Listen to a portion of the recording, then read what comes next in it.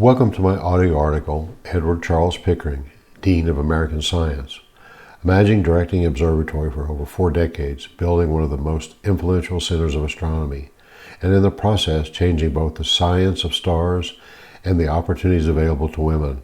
This is the story of Edward Charles Pickering, a man whose steady leadership helped bring astronomy into the modern age. Edward Pickering was born on July 19, 1846 in Boston, Massachusetts. From an early age, he preferred numbers to literature, spending his school years absorbed in mathematics and geometry. He entered Harvard's Lawrence Scientific School, where he graduated with honors in mathematics at age 19. Almost immediately, he began teaching physics at the newly formed Massachusetts Institute of Technology.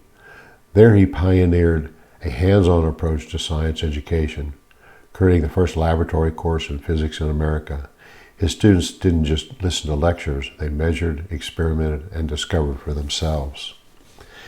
In 1876, Pickering returned to Harvard as professor of astronomy, and the next year he was named director of the Harvard College Observatory.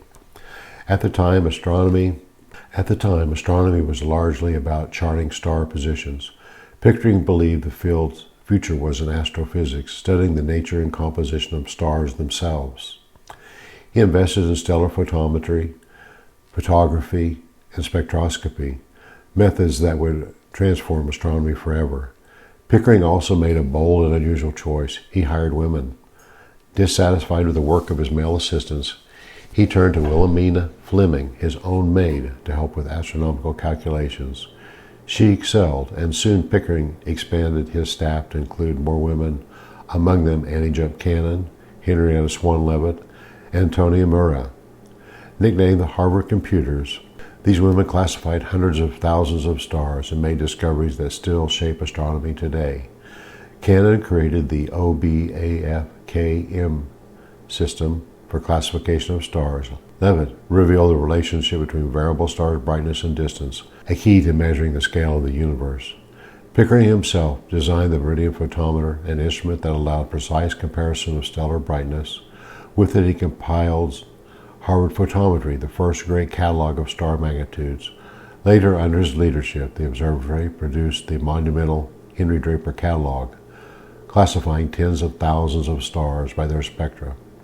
Over his career, Pickering personally made 1.4 million photometric observations and oversaw the study of 45,000 stars. Edward Pickering's life was not without personal loss. He married Lizzie Wadsworth Sparks in 1874, and they lived together at Observatory Hill for more than 3 decades, until her death in 1906. They had no children, and Pickering never remarried. He continued his scientific work until his own death in 1919, at age 72. By then, he had been honored with medals and doctorates across America and Europe, and colleagues hailed him as the Dean of American Science. Pickering may not have been a theorist, but he was a builder of institutions, of catalogs, and opportunities. His vision transformed Harvard into one of the leading astronomical observatories in the world, and his decision to employ women opened the door for a new generation of scientists. For a young mathematician in Boston to a man who guided astronomy into a new era, Edward Charles Pickering's story is one of vision, persistence, and leadership. He didn't just study the stars, he built the foundation for how we still explore them today. Thank you for listening, and I hope you enjoyed learning about this remarkable man of science.